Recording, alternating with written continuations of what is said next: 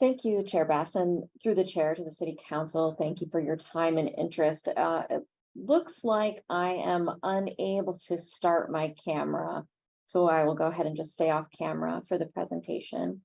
Also, in the interest of time, I know you have had a long day. So there are a few slides that I will go ahead and skip. Looks like the camera still doesn't want to work. So can you go ahead and go to slide 2, please? Next slide. Okay. You've already had an overview of the Emergency Management Services Division this morning, and instead I'm here to provide you with an overview of Emergency Operations Center concepts. The Oakland Municipal Code outlines the emergency services organization and provides how emergency plans will be put together so that the city and partners can work together to coordinate for services to protect the person's property and the environment in the event of an emergency. Next slide. We do have some standing objectives for every response operation that we go into. And the first one, and where we start always, is from life safety, and that guides all of our operations. But we also are looking at stabilizing the incident, protecting property, preserving the environment, and getting back to a new normal. Frequently, the disasters we've been through, as most of you can attest to during COVID, we're not able to get back to how we were before the incident happened, but we have to establish that new baseline. Next slide. Well, the Emergency Operations Center is a physical location, and it is at Fire Station 1 for those of you who have not had a chance to visit us yet. The address is 1605 Martin Luther King Jr. Way. But with technology jumps that have occurred during COVID, we've been able to expand our operations beyond the traditional in-person only situation for operations with remote and hybrid based on the type of situation. Next slide. So that EOC, the role is our central point for interagency emergency management coordination. We collect and disseminate information, provide a common operating picture of citywide response activities, and facilitate actions necessary to protect residents and property during that citywide event. Next slide. We're operating in accordance with the standardized emergency management system, which is California's way of doing emergency operations. So this particular slide is showing you the 5 different levels of SEMS, going from the field, which is our on-scene responders, to local, which is going to be our city emergency operations center, to the operational area, which is the county operational emergency operations center, up to the region, which manages and coordinates information and resources among the different operational areas. We're within the coastal region, and then the state.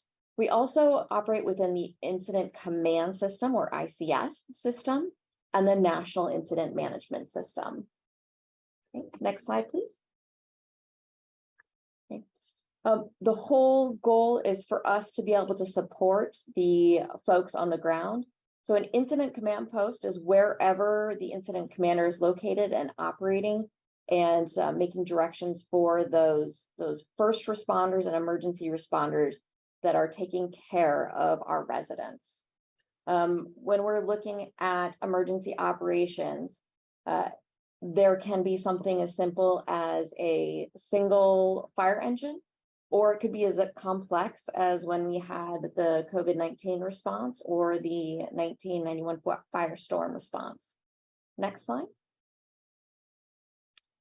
Well, all of our actions are guided by a planning process, and the planning P is what depicts the different phases and activities in the EOC action planning process. When we start off an incident, we're in that phase 1 leg, where we're just really trying to understand the incident and what is the situation and what are the needs. So that starts with an initial incident occurring.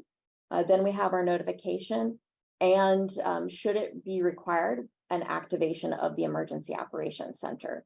That's where we will start our initial briefings and then develop the objectives for the situation or for that particular incident.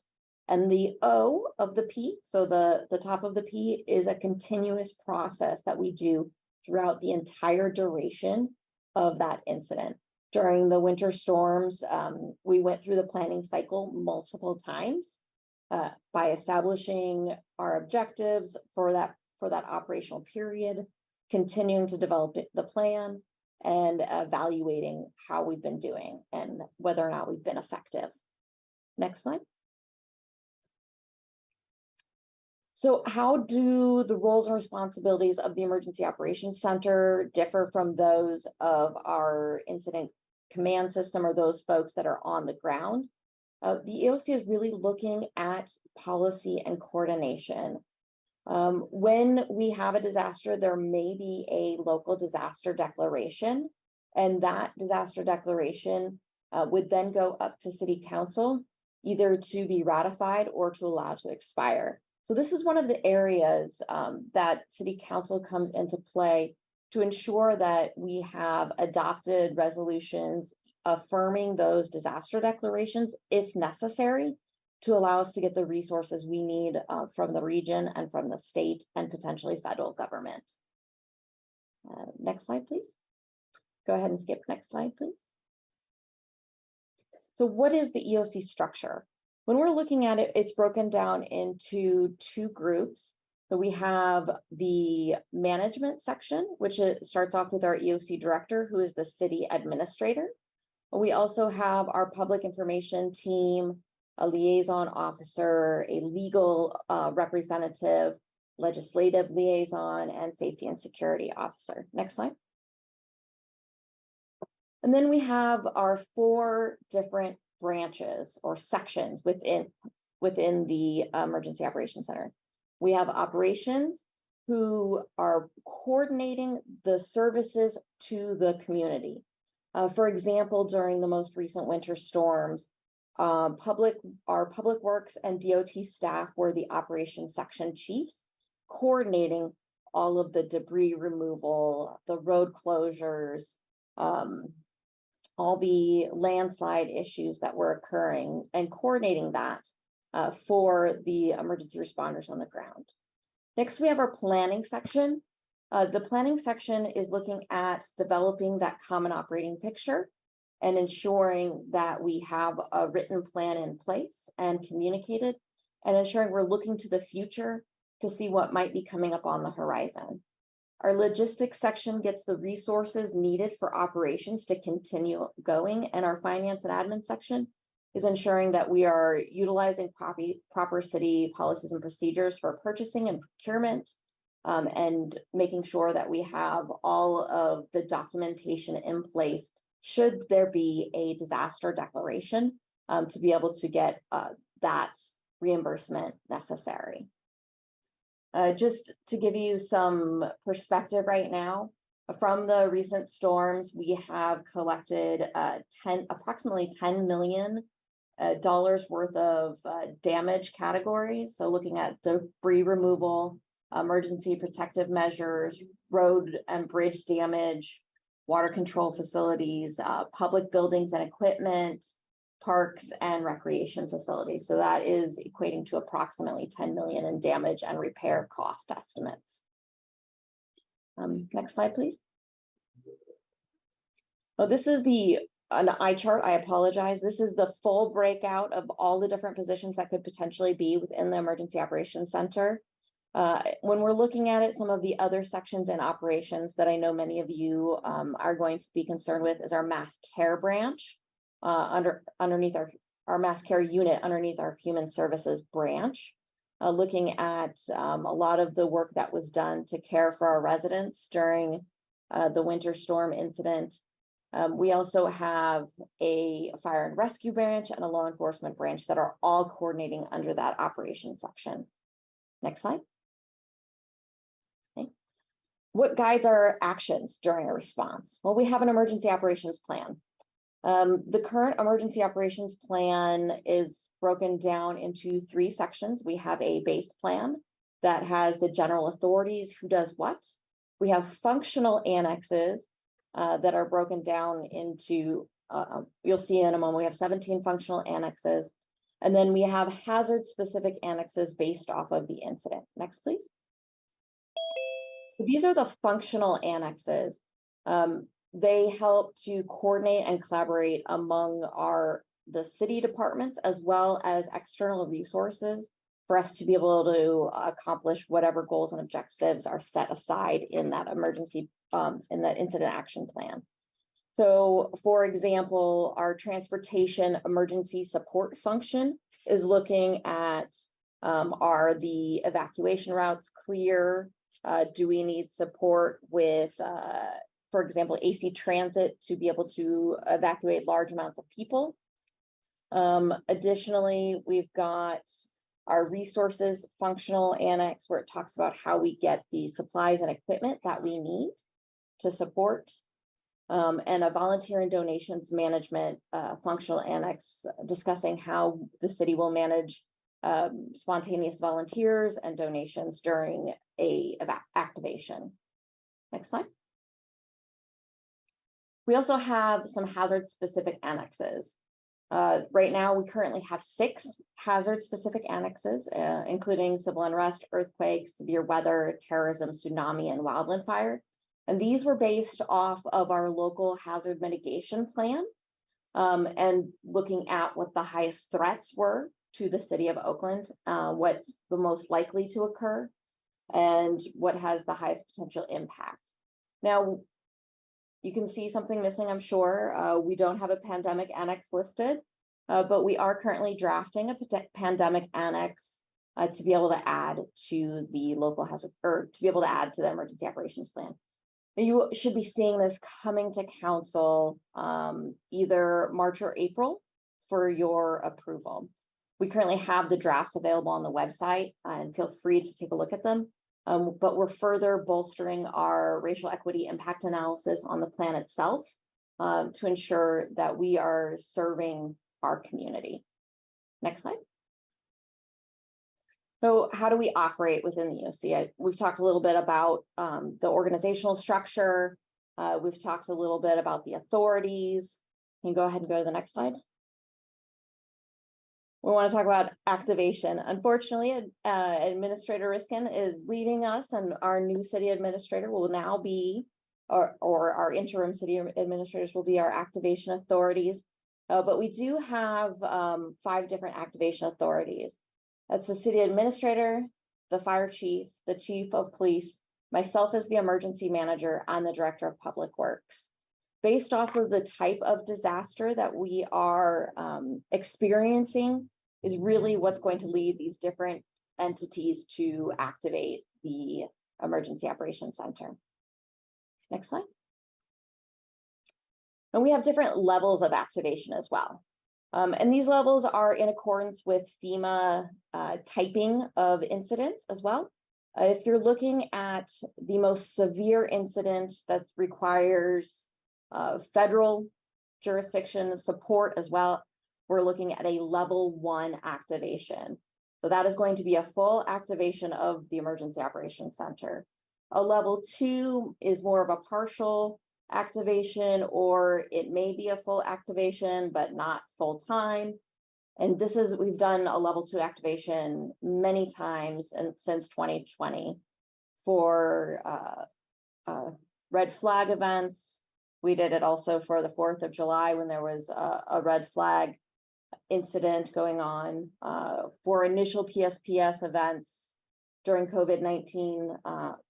After the initial response, we did ramp down to a level 2 activation. And then level 3 is a decentralized coordination. We're really standing by, monitoring. It may be a few duty officers at the EOC looking to see what's going on, and pushing out information to the rest of the team. Okay, next slide. So again, looking at how we're operating within the EOC, we're giving information and coordinating on that information and making sure that everybody has a good site picture so that we know the best way to utilize our minimal resources during a major incident. Okay. some of the things that we were able to collect for information during this most recent storm is looking at over 23 days, we had 18.33 inches of rain in Oakland. How many sandbags do we currently have? Getting that information out to the community. Where's the list of the current shelters? What shelters are activated? How do people get there? We've also looked at where additional resources are needed.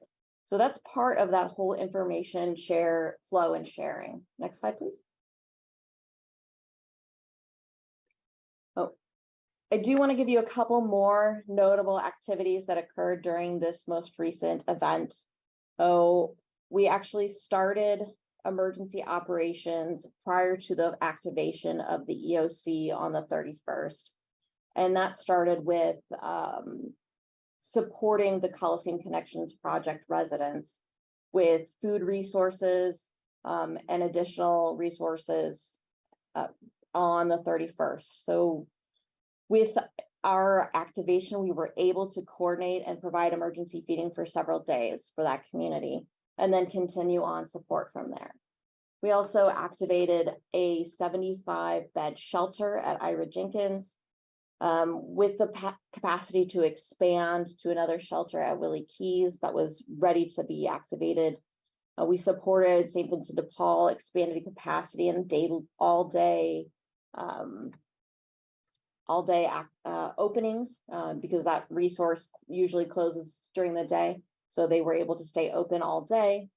Our macro teams distributed blankets, water, socks, and donated hats and scarves to members, some ponchos as well. There were over 1,073 storm-related service requests that were collected in Oak 311, and we had several volunteers supporting.